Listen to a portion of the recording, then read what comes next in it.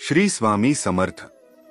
स्वामी तुमची कीर्ती आहे हो मोठी, आम्ही स्वामी नाम गातो हो ओठी.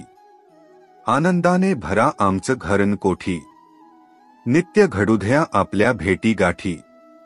श्री स्वामी समर्थ. नमस्कार मंडळी. तुम्ही कुठल्याही नकारात्मक घटनेत अडकू नये म्हणून स्वामी सत तुम्हाला मार्गदर्शन करत असतात आणि ते मार्गदर्शन करण्याचे एक छोटस माध्यम म्हणजे हे स्वामी संदेश आहेत. त्यामुळे विसरता दररोज प्रत्येकाने हे बघायचं आहे. तर मग पाहूया काय आहेत आज तुमच्यासाठी स्वामी संदेश आणि स्वामींचे मार्गदर्शन. जर तुम्ही स्वामींचं हे रूप निवडलं असेल तर चला तर मग पाहूया स्वामी आज तुम्हाला काय सांगत आहेत. बाळांनो, स्वतःला एखाद्या गोष्टीमधून मोकळं करता यायला हवं. माहीत आहे काय कठीण आहे, पण अशक्य असं काहीच नसतं. स्वतःवर विश्वास ठेव. वेळेची साथ, मानसिक समतोलपणा आणि विचारांना योग्य दिशा सर्व काही मिळवून देते. फक्त स्वतःला शांत करावं लागतं. मनाविरुद्ध एखादी गोष्ट घडत असेल तर सांगावं स्वतःला, हेही दिवस जातील. अंतर्मन गतिशील बनवण्यासाठी स्वतःला हलकं करावं लागतं. नक्कीच तुझ्या एकट्याला हे काम नाही जमणार, म्हणूनच देवदूत पाठवले आहेत. एखादा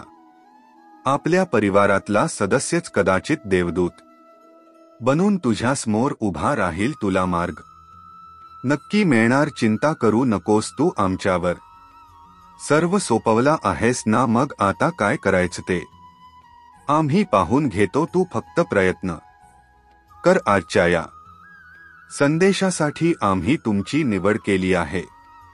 दुर्लक्ष करू नका, नाहीतर तुमच्यासाठी एक अनमोल गोष्ट तुम्ही गमावून बसाल. फक्त लक्षपूर्वक ऐका. सुख, समृद्धी आणि ऐश्वर्य तुझ्या घरी पाणी भरेल. तुझी कितीही मोठी इच्छा असू दे, 100 ती पूर्ण होईल. कारण तू तुझ्या स्वामींना नाही तर राहता तुझ्या स्वामींनी तुला निवडला आहे. तुला माहित आहे का, जेव्हा तू शांतपणे माझ्यासमोर डोळे बंद करून तुझ्या मनातील डोळ्यांनी मला पाहत असतोस, तेव्हा तुझं खरं रूप माझ्यासमोर येतं. नाम स्मरणा तू निस्वार्थी करतोस, माहित आहे. तरीही तुझ्या मनात जे भाव आहेत ते मी ओळखतो. तुझे डोळे बंद असतील आणि मनातून फक्त नामघोष चालू असेल, तेव्हा मला काय वाटतं माहित आहे का, माझं बाळ माझ्यासमोर थोडा वेळ का होईना पण विसावलने त्यांनी तो वेळ माझ्यासाठी दिला आहे. आणि अशा वेळी मला तुला इतकं द्यावसं वाटतं की त्याला काही सीमाच राहत नाही. खरंच तुझं तेव्हा शांतपणे माझ्यासमोर येऊन तल्लीन होणं हे माझ्या मनाला प्रचंड भावतं. तेव्हा सर्वांना भरभरून जे काही मिळत आहे आणि यापुढेही मिळत राहील याचा प्रत्यय तुम्हाला नक्की येईल. जर तुमच्यापैकी बरेच जण आमच्या समोर साधनेला बसत नसताल तर आजपासूनच बसायला सुरुवात करा आणि आयुष्यात होणारे चमत्कार अनुभवा. बरेच जण आपला वेळ चुकीच्या गोष्टीमध्ये वाया घालत आहेत. कल्पना करा, तुम्हाला एक साप चावला आणि तुम्ही त्यानंतर काय करणार? तुम्ही दवाखान्यात जाणार का? तो साप शोधत बसणार? तो सापडलं की त्याला विचारणार की मी तुला काय केलं? तू मला चावलं, मी माझ्या रस्त्याने जात होतो, तू मध्ये आडवा आलास, सगळी चूक तुझीच आहे. तुम्ही हे साबित करत बसणार का चूक त्याची की तुमची? पण ह्या सगळ्यात तुमचा वेळ वाया जात आहे. तुमच्याकडे आता वेळ कमी आहे, तोही तुम्ही तुमच्या विलाजावर तुमच्या चांगल्यासाठी लावता भांडण करण्यात वाया घालवत आहात. हे समजत आहे का तुम्हाला? लोक आज तुमच्यावर टीका करतायत म्हणून आज त्यांना उत्तर देत बसू नका. तुमचा उद्याचा येणारा काळ स्वतः त्यांना उत्तर देईल. शांत राहून निरीक्षण करायला शिका. प्रत्येक गोष्टीवर प्रतिक्रिया देणं गरजेचं नसतं. स्वतःच्या विचारावर चालाल तर योग्य मार्गावर राहाल. लोकांच्या विचारावर चालाल तर रस्ता भरकटाल. लक्षात ठेवा, रावण ब्राह्मण असूनही राक्षस झाला, शबरी दलित असूनही देवी झाली. तुमचं नशीब फक्त तुमचं कर्म ठरवत, त्यामुळे कर्मांवर लक्ष द्या. कोणताही मनुष्य नेहमी आपल्यापेक्षा कमजोर व्यक्तीलाच छळतो आणि तुमच्या दुःखातही नस ओळखणारा व्यक्ती जवळचाच असतो. अशा लोकांना लवकरात लवकर ओळखून आयुष्यातून बाहेर करा. कुठल्याही गोष्टीचा अहंकार बाळगू नका. मृत्यू अट आहे, कसला पैसा, कसली संपत्ती, कसलं पद आणि कसला रुबाब, सगळा मोठेपणा इथेच ठेवून जायचा आहे. माझं करणं बंद करा, चिंता सोडा आणि चिंतन करा. आयुष्याचं कल्याण झाल्याशिवाय राहणार नाही. श्री स्वामी समर्थ. आता ज्यानी या मूर्तीला निवडल असेल तर त्याच्यासाठी काय आहे स्वामींचा संदेश? जर तुमच्या या शक्तीवर विश्वास तर चला तर मग पाहूया काय आहेत आज तुमच्यासाठी स्वामी संदेश आणि स्वामींचे मार्गदर्शन. खूप काळ झाला माझ्यासोबत आहेस, पण अजूनही गोष्टी अंधारात आहेस. तू स्वतःला समाधानी म्हणत आहेस, मी इतरांच्या भल्याचा विचार करतो असंही सांगत आहेस, तरीही कुठेतरी समोरच्या चांगलं होताना समोरचा तुझ्यापेक्षा जास्त उन्नतीला पोहोचत असताना तुला दिसतं, तेव्हा तुला कुठेतरी मनामध्ये असं वाटतं की हे मला का नाही भेटलं, आणि ती छोटीशी खंत तुला तुझ्या ध्येयाच्या जवळ जाण्यापासून अडवत आहे. म्हणून समोरच्या आनंदामध्ये मनापासून सामील हो. तू सुद्धा तसाच अनंती राहशील. कितीही भयंकर आणि वाईट काळ सुरू असला तरी 100% तुझ्या चिंतेचा आजचा शेवटचा दिवस ठरेल. स्वामी म्हणतात, स्वतःला जगाच्या नजरेतून कधीही बघू नका, कारण जगाला तुमच्यातल्या 100 चांगल्या गोष्टींपेक्षा एक चुकीची गोष्ट खूप मोठी वाटते. मनापासून हाक मार, मी येईन. संकटात असताना मठात येण, पोथी वाचन किंवा इतर धार्मिक विधी जमणार नाही, कारण तेव्हा तुझी मनस्थिती तशी नसते. त्यावेळी अजून दुःखी राहण्यापेक्षा जाता येता उठता बसता कुठल्याही अवस्थेत कुठल्याही ठिकाणी फक्त माझं नामस्मरण करत राहा. मी सोबत असेन, संकटात तुझं संरक्षण करेन. माझ्या प्राणप्रिय स्वामी भक्तांनो, एक कायम लक्षात ठेवा, ध्यानाची अंतिम पायरी घातल्याशिवाय नामसाधना म्हणावी तेवढी आणि म्हणावी तशी रंगत नाही. म्हणून ध्यानाला बसणं अतिशय आवश्यक आहे. बाळांनो, विश्वास ठेवा, तुमच्यासाठी माझी योजना सर्वोत्तम असते. कधी कधी प्रसंग कठीण असतात तेव्हा मी तुमच्यासाठीच काहीतरी करत असतो.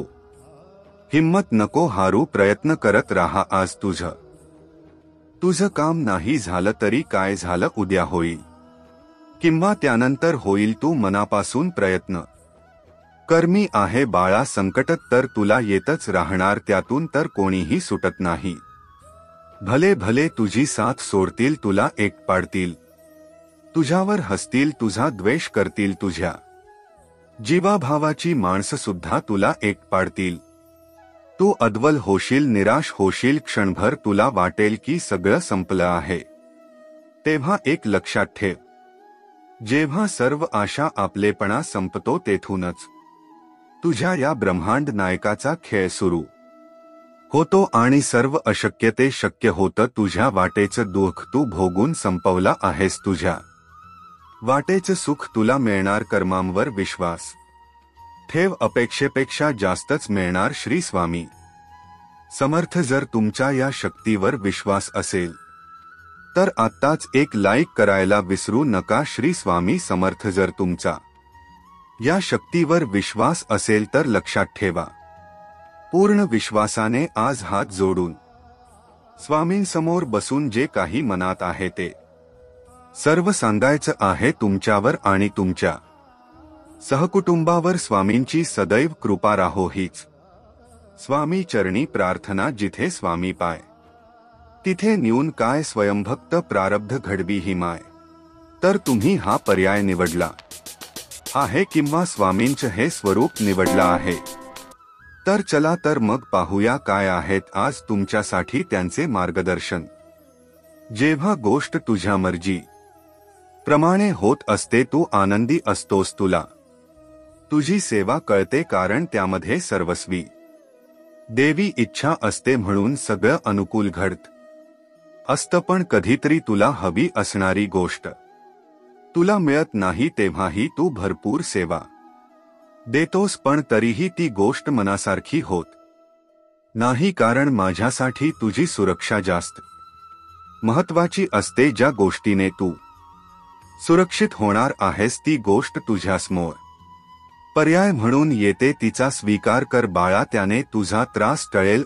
म्हणूनच नको मी यांच्यासाठी एवढं केलं, मी त्याच्यासाठी एवढं केलं. आणि एक दिवस काय होतं जेव्हा खरंच तुम्हाला त्या व्यक्तीची त्या आधाराची गरज असते ती तुमच्या सोबत नसते आणि तुम्हाला त्या गोष्टीचा जास्त त्रास होतो आणि तुम्ही माझ्याजवळ त्या व्यक्तीची तक्रार करता. नेकी कर दर्या में डाल हे वाक्य स्वतःच्या मनावर बिंबवून टाका म्हणजे जास्त त्रास होणार नाही. तर लोकांना ओळखा आणि त्याप्रमाणे वागा. आणि लक्षात ठेवा कोणी कसंही वागलं तरी मी नेहमी तुमच्या बरोबरच असणार आहे. जिथे आपल्या शब्दांना किंमत नसेल तिथे शांत रहा आणि ज्यांना आपल्या उपस्थितीचा त्रास होत असेल तिथे जाणं टाळा. संकटावर मात करता येत नसेल तर देवावर विश्वास ठेवून निवांत रहा. जे काही होईल ते चांगल्यासाठीच होईल. तुझ्या आयुष्यातला कठीण काळ सुरू आहे पण ह्याच वेळेत आपले कोण आणि परके कोण हे समजेल तुला. तू ज्यांना आपलं मानतोस तेच सांगतात तुझी किंमत शून्य आहे. याला कलियुग आणि संसार म्हणतात. म्हणून कुठे किती गुंतावं हे ठरव, कारण शेवटी त्रास तुलाच होणार आहे. आयुष्यात खूप कठीण प्रसंग येतात. या कठीण वेळेत आपल्याला महत्त्वाचे निर्णय घ्यावे लागतात. बऱ्याच वेळा आपण घाबरून निर्णय घेत नाही आणि आपण अडकतो. यामुळे आपली परिस्थिती अजून बिकट बनते. यामुळे निर्णय घ्या आणि पुढे चला. लक्षात ठेवा, ज्यांच्यात स्पष्ट बोलण्याची ताकद नसते तेच लोक टोमणे मारतात. अशा लोकांचं बोलणं मनाला लावून घेणे म्हणजे आपला मूर्खपणा आहे. स्वामी म्हणतात, बाळा तुझ्यावरच संकटही टळेल आणि सुखही बाळा तुझ्यावरच संकटही टळेल आणि सुखही लवकरच येईल. विश्वास ठेव. अडचणीच्या तुरुंगातून सुटायचं असेल तर स्वामी नामस्मरणाची चाबी वापरावी लागेल. दुर्लक्ष करायला शिक. प्रत्येक व्यक्ती तुला समजून घेईल असं नाही. त्रास तुलाच होणार आहे बाळा. हा मनुष्य स्वभाव आहे. लोक केलेले उपकार लगेच विसरतात. कोणी कितीही बोललं तरी शांत रहा. कारण सूर्य कितीही प्रखर असला तरी तो समुद्र आटू शकत नाही. कोणाच्या वाईट विचाराने तुझं कधीच वाईट होणार नाही. कारण तुझा करता करविता तुझ्या पाठीशी नेहमी उभा आहे. तू काळजी करू नकोस. माझं नियोजन तुला आत्ता नाही समजणार. योग्य वेळी समजेल. जर तुझा माझ्यावर विश्वास श्रद्धा असेल तर नेहमी लोक काय म्हणतील यासाठी धडपडत राहण्यापेक्षा माझं खरं सुख कशात आहे हे पाहण्यासाठी धडपड कर. इतरांचा विचार जास्त केल्याने मन हट्टी आणि त्रासिक बनतं. त्याचा परिणाम तुला रात्री झोप लागून सुद्धा तुझी झोप पूर्ण होत नाही. कारण तू स्वतःसाठी जगत नाही. वेळ आली आहे आता स्वतःसाठी जगण्याची. चला तर भेटू पुन्हा नवीन संदेशासोबत.